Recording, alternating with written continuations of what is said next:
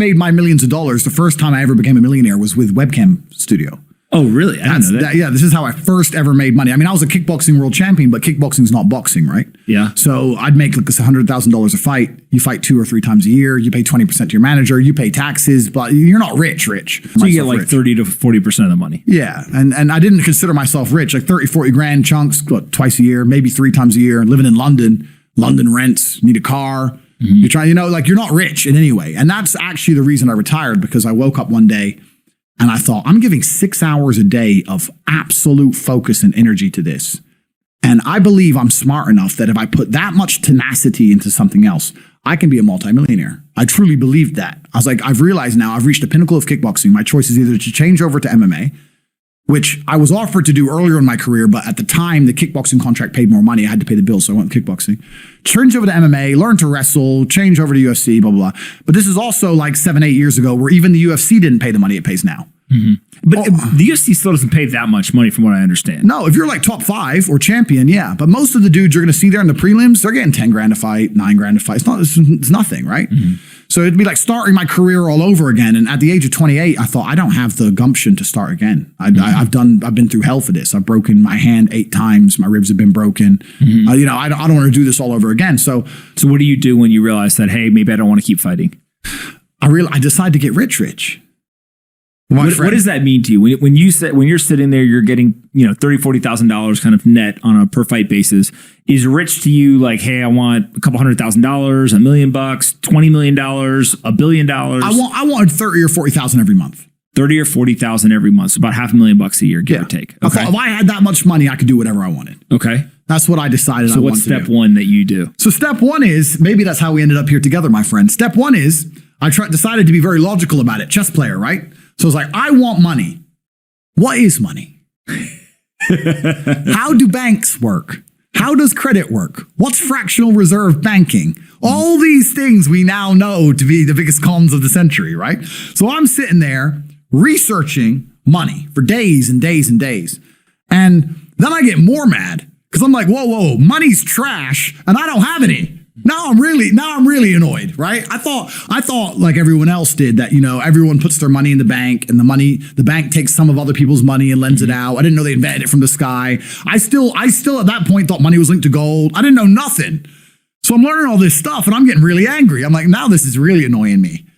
So anyway, I had a piece of paper there and I'm in my research phase and it start writing down some dude on YouTube. I don't know who he was, some dork. He was a pro gold guy. This is before, Bitcoin was probably around then, but like early. He was a pro gold guy saying buy gold, buy gold, buy gold.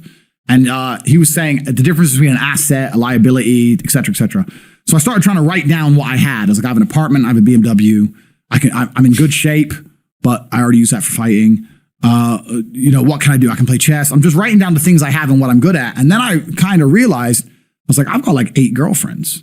because I was traveling the world, and if you win, you get a ring girl. It's kind of like she's banging the winner, right? You win a world title, you get to choose the ring girl you want. It's pretty easy, right? So I had a girlfriend in Slovakia, I had a girlfriend in France, I had a girlfriend in England, all these girlfriends. Do they know about each other? No. Okay. But they find out pretty soon.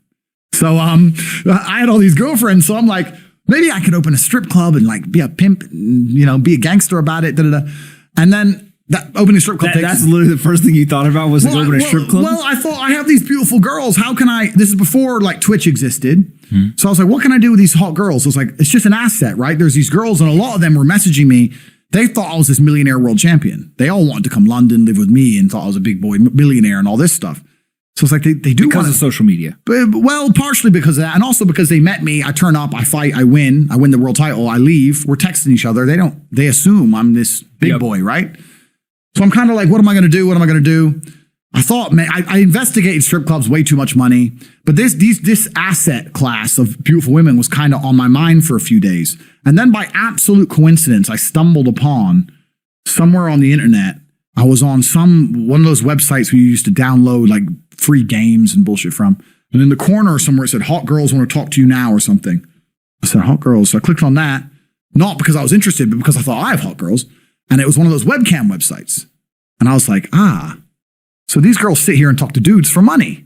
So I'm going to get my girls to and they're naked. They're just talking. How does it work? It's 50-50. I mean, it depends on the girl, depends what she wants to do. But the majority of the job is not based around being naked. The majority of the job is based around being entertaining and being easy to talk to. And the guys who are talking to you need to find you, that you need to remember their name, remember their dog's name. You have to be smart. You can't just be a girl and be a bimbo and be naked and make money. You have to be really smart, charming, interesting, happy all the time, positive. Mm-hmm. And I thought, I'm going to try this. So I messaged all 5 of my girlfriends, told them I had a job for them, explained to them what I was going to do. I was going to launch this company. 4 of them agreed. All 4 flew in, sat around the same table. They were all like, who's she, who's she, who's she? I'm like, well, you're all my girlfriends. 2 more left. And then 2 stayed. And that was the beginning of my little attempt at a webcam empire. And I put the girls there. And my role in it all was I did all the tech side of stuff, which was the first thing, of course. And then also, and I get called a pimp a lot. But and the reason I use the term is because I don't see it as a negative term. I see it as positively inspirational and motivating person. I'd motivate the girls. I'd make sure they did their job properly. If they had a bad day online, I'd come up with a good excuse for them. Oh, it's been a football game. It's been really busy. Don't worry. You're still beautiful. Don't be upset. You did better than her. You did the best today. I keep everything organized, put the schedules together, all that kind of stuff. And is it hard? It's hard because women have to want to work for you. Okay. Women have to want to obey you. That's what's hard. And you don't do that. This is one of the biggest misconceptions. I really want to clear this up. People in the movies and stuff, pimps are like aggressive, mean men. Complete opposite. Pimps are more like James Bond. James Bond's a pimp. He sleeps with a girl to get information. He doesn't care about her. He is absolutely and utterly a pimp. He doesn't hit her. He makes her love him. She does what he wants. He uses sex as a weapon to reward her, and then he disappears. That James Bond is absolutely and utterly a pimp. So I say pimp because everyone calls me a pimp online, tries to go, haha, you're a pimp, they're going to get offended. It's like, no, beautiful women wanted to work for me, and they wanted to work for me because I displayed supreme competence. And they knew if they worked for me, they'd make a lot of money. So whenever I was out, I'd meet a waitress and say, well, you're working 10 hours a day for pennies. You can work 10 hours a day for me, make 10 grand a month, or 20 grand a month. And over time, I just built up this big little empire of webcam girls. At one point, I had 4 locations, 75 girls working for me. And I was doing. And we say locations like, explain what goes into a location. I just rent houses. All right. So you rent a house, and in the house, you just literally, hey, go live here. There's like technology set up. Yeah. And then you can basically just sit in front of the computer and literally be on the other end of one of these webcams. Yeah. And guys are paying by the minute, by the hour, whatever, to talk to you. Yeah. It's their choice whether they are doing it fully clothed, just talking, getting naked, whatever, and then you're taking some cut of it. Yeah, basically. So I had girls who would live in the house, and that was pretty impressive. I just broke down the webcam business. Bang, you done it, man. You nailed it. No background information. Yeah, you nailed it. You nailed it. You nailed it. So the girls who lived in the house would have set amount of hours they want to do, and then we'd have rooms that they could book in and do X amount of hours. A girl could come and do 1 a week or whatever. We'd have rooms they could share. And then, very much exactly like you said. They'd go online, they'd do their hours, they'd have their regular customers, they'd get their money. And then I'd take around half of the money, around 50%. You take 50%. Around 50%. Okay. Is that high or low compared to the rest of the industry? I'll tell you why it's very low. It's low because every time a girl would quit and try and do it by herself, she'd make a fraction of the money overall because she hasn't got the instruction. She hasn't got the motivation. She's just lazy with it, right? And women have a very different mentality to money than men. If you show a woman how to make $1,000 in an hour, she'll think, I only have to work an hour a week. Whereas if you show a man how to make $1,000 in an hour, he thinks, I can make $18,000 a day. That's the difference between us. So if I had a girl working for me making $20,000, she got 10, I got 10. If she quit, she'd make 3 for herself. If